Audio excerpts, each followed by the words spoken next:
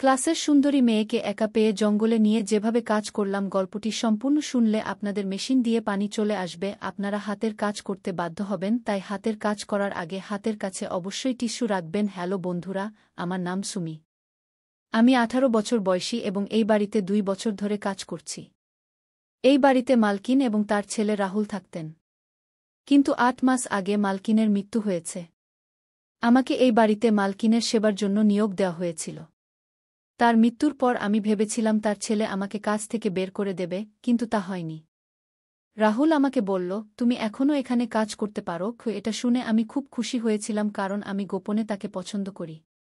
যদিও রাহুলের মনে আমার জন্য কী অনুভূতি আছে তা আমি জানি না। আমি তাকে কয়েকবার চোখে চোখ রেখে তাকিয়ে থাকতে দেখেছি, কিন্তু তার মনে আমার জন্য কী অনুভূতি আছে তা জানি না। হ্যাঁ, আমি জানতে চাই। আমি সারাদিন তার বাড়িতেই থাকতাম।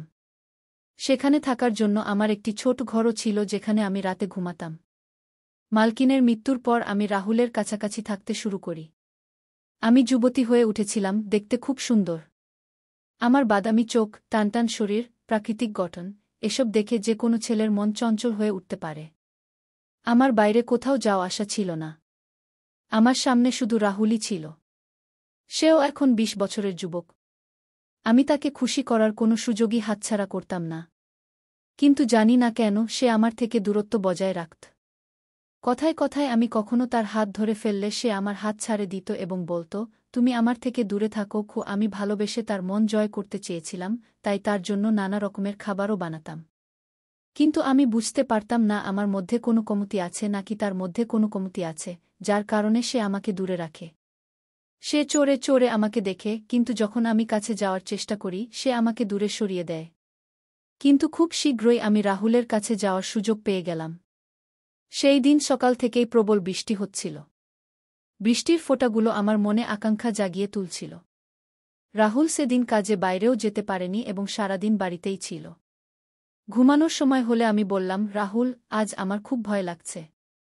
আজকের আবহাওয়া যেন কিয়ামত নিয়ে এসেছে। যদি তুমি খারাপ না মনে করো, তাহলে আমি কি তোমার ঘরে ঘুমাতে পারি? এটা শুনে তার চোখ বড় হয়ে গেল এবং মনে মনে কি যেন ভাবতে লাগল।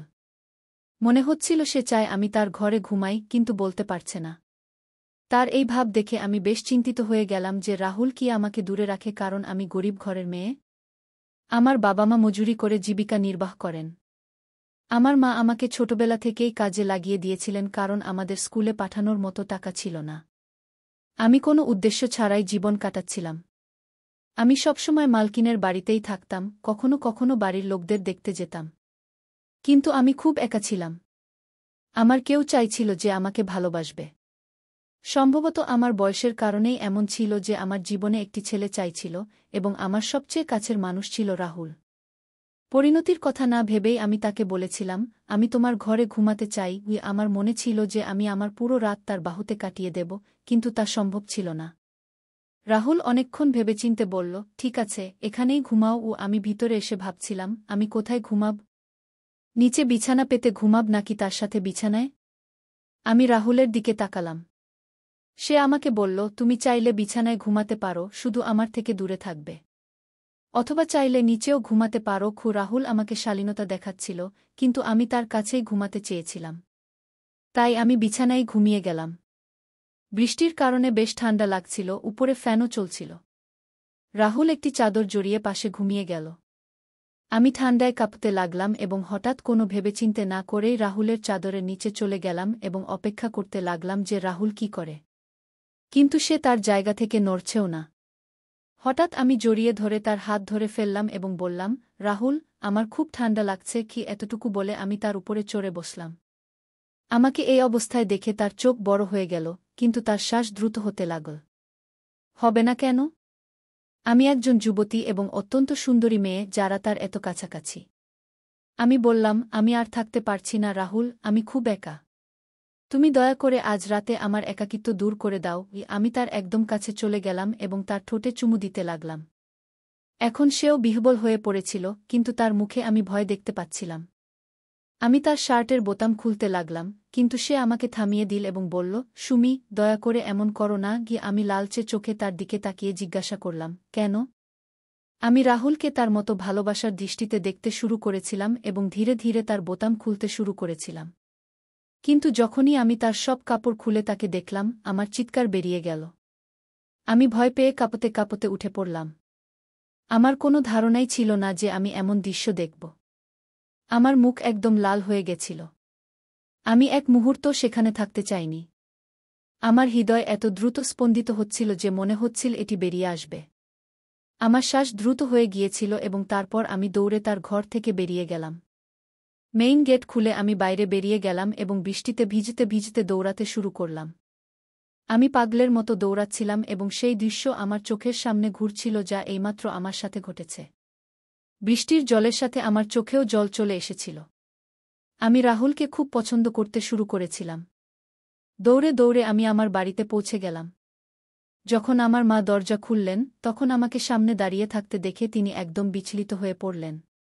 তখনই আমার বাবা এসে বললেন, "কি হয়েছে বেটা, এত রাতে এভাবে দৌড়ে কেন আসছ? সব ঠিক তো?" আমার বাবা আমার মাকে ডান্ডাতে শুরু করলেন যে, "তুমি কতবার বলেছি যে এই যুবকের সাথে বাড়িতে কাজ করিও না, কিছু উঁচুনিচু হয়ে যাবে। কিন্তু তুমি আমার একটি কথাও শোনোনি এবং আজ দেখো কিভাবে সে দৌড়ে বাড়ি এসেছে কি।" তখন আমি লক্ষ্য করলাম যে আমার শার্টের বোতামও ঠিকমতো লাগানো ছিল না। আমার চুলও একদম ছড়ানো ছিল। কেউ দেখলে এটাই ভাববে যে আমার সাথে কিছু খারাপ হয়েছে। আমার মা আমাকে ঘরের ভেতরে নিয়ে গেলেন এবং জোরে জোরে কাঁদতে শুরু করলেন। তিনি বললেন, "এটা কি হয়ে গেল?" আমি তাদের কিছু বলতেও পারছিলাম না। কিছু সময় পরে নিজেকে সামলে নিয়ে আমি বললাম, "আজ রাতে আমার সাথে যা ঘটেছে, যখন আমি ১৬ বছর বয়সী ছিলাম, তখন থেকেই আমার মা আমাকে এই বাড়িতে কাজে লাগিয়েছিলেন, কারণ বাড়ির মালকিন খুব অসুস্থ ছিলেন। তখন রাহুল প্রায় ১৮ বছর বয়সী ছিল। আমি ধীরে ধীরে যুবতী হয়ে উঠছিলাম। মালকিনের ছেলেকে দেখে আমার মন চঞ্চল হতো, কিন্তু সে কখনো আমার দিকে তাকাত না এবং সর্বদা তার কাজে মগ্ন থাকত। কাজ করতে করতে আমি জানতে পারলাম যে বাড়িতে একটি বেসমেন্ট আছে। রাহুল তার কাজ শেষ করে বাড়ি আসত এবং তারপর বেসমেন্টে চলে যেত। সে ঘণ্টার পর ঘণ্টা সেখানে বসে থাকত। বেসমেন্ট থেকে অদ্ভুত শব্দ আসত এবং কিছু ধোঁয়া লাগত। প্রথমে আমি ভাবতাম যে রাহুল নিচে বসে নেশা করে, কিন্তু যখন সে আমার কাছে আসত, তখন তাকে দেখে মনে হতো না যে সে কোনো নেশা করেছে। সে একদম স্বাভাবিক লাগত, কিন্তু খুবই বিচলিত মনে হতো। আমি সবসময় তার উপর নজর রাখতাম, কারণ সে আমার পছন্দ ছিল। একদিন মালকিন ঘুমিয়ে পড়েছিলেন এবং রাহুল বেসমেন্টে ছিল। সেই সুযোগে আমিও বেসমেন্টের ভিতরে চলে গিয়েছিলাম। আমি সেখানে দাঁড়িয়ে দেখলাম রাহুল শার্ট ছাড়া ঘরে কি করছে। তার পিঠ আমার দিকে ছিল। আমি তার শরীর দেখছিলাম। হঠাৎ আমি তার কাছে চলে গেলাম এবং তার পিঠে হাত রাখলাম।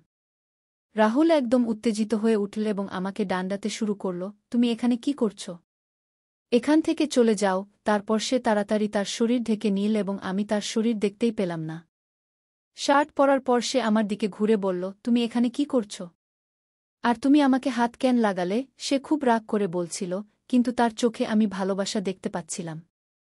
আমি তৎক্ষণাৎ তার কাছে চলে গেলাম এবং তার ঠোঁটে চুমু দিয়ে বললাম, "আমি তোমাকে মিস করছিলাম, তাই দেখতে এসেছি।" আমার এই আকস্মিক আক্রমণে সে ঘাবড়ে গেল এবং বলল, "এসব কি?" কিন্তু তার শ্বাস দ্রুত হয়ে গিয়েছিল। সে আমার হাত ধরে টেনে বাইরে নিয়ে গেল এবং বলল, "নীলম, আর কখনো বেসমেন্টের ভিতরে আসিও না।" এত বলেই সে বেসমেন্টের দরজা বন্ধ করে দিল। আমি সেখানে দাঁড়িয়ে তাকিয়ে রইলাম। আমি একদম বুঝতে পারলাম না যে শেষ পর্যন্ত কি হল। যখন রাহুল আসল, তখন আমি তাকিয়ে তাকিয়ে তার দিকে দেখছিলাম যে শেষ পর্যন্ত আমাকে বেসমেন্ট থেকে এভাবে বের করে দিল কেন। তার চোখে আমি একটি আফসোস দেখতে পাচ্ছিলাম। সে আমাকে তার কাছে ডেকে বলল, "দেখো, এসব ঠিক নয়। তুমি আমার থেকে দূরে থাকো।" তারপর থেকে রাহুল যখনই আমাকে দেখত, মনে হতো সে আমাকে চায়, কিন্তু জানি না কেন সে আমাকে তার কাছে আসতে দিত না। গ্রামে আমাদের নিজের জমি ছিল। জমি একদম কম ছিল। এই কারণেই বাবা গ্রাম ছেড়ে শহরে চলে এসেছিলেন। বাবা মজুরি করতে শুরু করেছিলেন এবং আমার মা মানুষের বাড়িতে কাজ করতেন। আর্থিক অবস্থা উন্নত করার জন্য আমার মা আমাকে কাজে লাগিয়েছিলেন। এখানে আমাকে থাকা খাওয়া ছাড়া ৫০০ টাকা দেওয়া হতো। সম্ভবত আমরা গরিব, এই কারণেই রাহুল আমাকে নিজের থেকে দূরে রাখে। কিন্তু বলে না কি, যখনই আমাদের কোনো কাজ করতে মানা করা হয়, তখন আমাদের সেই কাজ করার ইচ্ছা হয়। যখনই সুযোগ পেতাম আমি বেসমেন্টে গিয়ে উকি দিতাম। রাহুল যদি দেখে ফেলত, আমাকে খুব ডাকাত। একদিন সাহস করে জিজ্ঞেস করলাম, তুমি সেখানে কি করো? সে আমার প্রশ্নের কোনো উত্তর দিল না। এখন সে বেসমেন্টের দরজাও বন্ধ করে দিত। কিন্তু আজ আমি যা দেখলাম তা আমার হৃদয় বিদারক ছিল। আমি রাহুলের খুব কাছাকাছি ছিলাম এবং তার শার্ট খুলতেই যা দেখলাম তা দেখে আমি ভয়ে কেঁপে উঠলাম। এটাই কি কারণ ছিল যে সে বেসমেন্টে সময় কাটাত এবং শুধু ঘুমানোর জন্য উপরে আসত? শেষ পর্যন্ত এই সব দৃশ্য কি? আমার মা-বাবা কাঁদছিলেন। নিজেকে সামলে নিয়ে আমি বললাম, মা, রাহুল কিছুই ভুল করেনি। আমি তোমাদের মিস করছিলাম। সারাদিন এমন ভয়ঙ্কর বৃষ্টি হচ্ছিল যে আমি একটা খারাপ স্বপ্ন দেখলাম এবং স্বপ্ন ভেঙে যেতেই আমি দৌড়ে তোমাদের কাছে চলে এলাম। রাহুল ভালো ছেলে, সে কখনো আমার দিকে খারাপ দৃষ্টিতে তাকায় না। আমার কথা শুনে আমার পরিবার স্বস্তির নিঃশ্বাস ফেল, কিন্তু আমি তাদের সত্যি বলিনি। সত্য বলার সাহস আমার ছিল না। এর ফলে পরের দিন তারা আমাকে আবার কাজে পাঠিয়ে দিল। সকালে কাজে এসে দেখলাম রাহুল বাড়িতেই আছে। সম্ভবত সে আমার জন্য অপেক্ষা করছিল। আমি তার সাথে কোনো কথা না বলে সরাসরি বাড়ির কাজে লেগে গেলাম। রাহুল আমার আশেপাশে ঘুরছিল। সে ভেবেছিল আমি তাকে কোনো প্রশ্ন করব, কিন্তু আমি কোনো প্রশ্ন করিনি। আমি তার প্রতি ঘৃণা বোধ করতে শুরু করেছিলাম। সন্ধ্যা পর্যন্ত সে আমার পিছে ঘুরতে থাকল। যখন আমার সব কাজ শেষ হয়ে গেল, হঠাৎ সে আমার হাত ধরে ফেল। সে বলল, আমি তোমাকে সব বলবো, তুমি শুধু বসো। আমি তার দিকে তাকাতে লাগলাম। আমি তাকে পছন্দ করতে শুরু করেছিলাম, কিন্তু কাল রাতের পর আমার হৃদয় ভেঙে গিয়েছিল। এখন রাহুল কথা বলতে শুরু করল। সে বলল, যখন আমি 16 বছরের ছিলাম তখন ভুল সঙ্গতিতে পড়ে গিয়েছিলাম। বন্ধুর সাথে ভুল জায়গায় যেতে শুরু করেছিলাম এবং সেখানে মহিলাদের সাথে রাত কাটাতাম। আমার বাবা ছিল না, আর মা খুব অসুস্থ থাকতেন, তাই আমাকে থামানোর কেউ ছিল না। যৌবনের জোশে বিভিন্ন মেয়েদের সাথে সম্পর্ক করতাম। আমার ক্লাসে একটি মেয়ে ছিল যে খুব সুন্দর ছিল।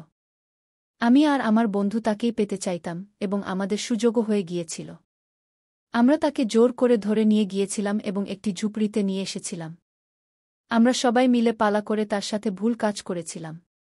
সে খুব কেঁদেছিল, কাকুতিমিনতি করেছিল যে তাকে ছাড়ে দিই, কিন্তু আমরা দয়া করিনি।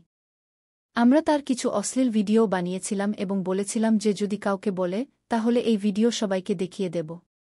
কাঁদতে কাঁদতে সেই মেয়ে আমাকে অভিশাপ দিয়েছিল যে ঈশ্বর তোমাকে এমন শাস্তি দেবেন যা তুমি ভাবতেও পারবে না। আমরা তার কথা হেসে উড়িয়ে দিয়েছিলাম, কিন্তু যখন বাড়ি ফিরলাম আমার পেটের চামড়ায় খুব জ্বালা শুরু হল। আমি ভেজা কাপড় দিয়ে পেট ঢেকে রেখেছিলাম। জানি না চামড়া এত জ্বলছিল কেন। আমি সেই জ্বালায় ছটফট করছিলাম এবং কয়েক ঘন্টার মধ্যে আমার পেটে বড় বড় দানা বেরিয়ে এল। আমি ডাক্তারের কাছে গিয়েছিলাম, কিন্তু দানা খুব বড় হয়ে গিয়েছিল। ডাক্তার ওষুধ দিয়েছিলেন, কিন্তু তা কাজ করছিল না। দানা ফুলতে থাকল এবং আমার পেট এত নোংরা হয়ে গেল যে এখন আমি কোনো মেয়ের কাছেও যাওয়ার যোগ্য ছিলাম না। আমার অবস্থা এত খারাপ হয়ে গিয়েছিল যে কোনো মেয়ে দেখলে ভয় পালাত, এবং তার ব্যথা আমার আলাদা ছিল। যখন তুমি এখানে কাজ করতে এলি, আমি মনে মনে তোমাকে চাইতে শুরু করেছিলাম, কিন্তু জানতাম যে একদিন না একদিন তুমি আমার শার্ট খুলবে, আর সেই দানা দেখে তুমিও ভয় পালাবে, যেমন অন্য মেয়েরা করত। আর কাল রাতেই তা হল। আমি এর টোটকা করছি যে এটি ঠিক হয়ে যায়, কারণ ডাক্তারের চিকিৎসা করতে পারেননি। আর এই কারণে আমি বেসমেন্টে যেতাম। আমি একজন তান্ত্রিকের কাছে এর চিকিৎসা করাচ্ছি এবং এখন ধীরে ধীরে কিছুটা ঠিকও হচ্ছে।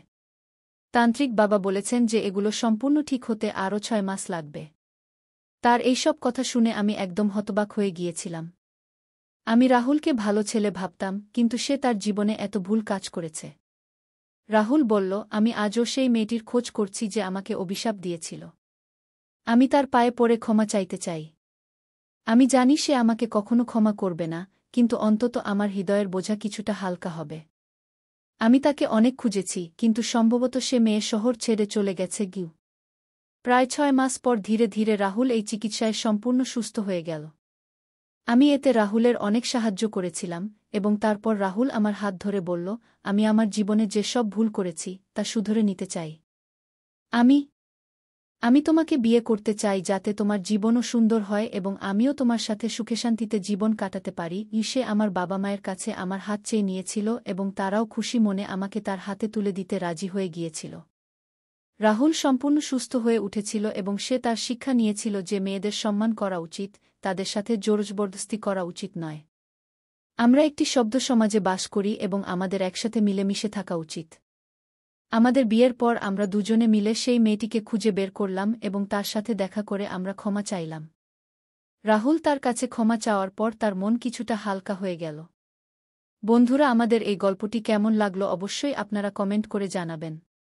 যদি ভালো লেগে থাকে তাহলে অবশ্যই পরবর্তী গল্পের জন্য আমাদের চ্যানেলটি সাবস্ক্রাইব করে আমাদের সাথেই থাকবেন।